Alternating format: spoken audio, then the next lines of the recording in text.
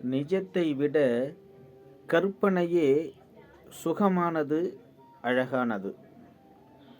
அதனால்தான் என்னவோ என் காதலி என்னை விட்டு பிரிந்து சென்றாளோ.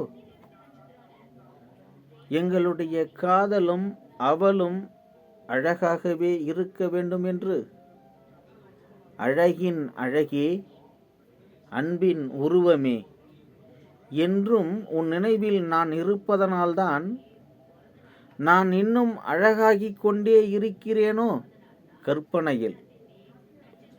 ஆனால் உண்மையில் ஓடிய நீர் உறைந்தது போல் ஏக்கம் இல்லாமல் நான் இங்கே, நீ எங்கே?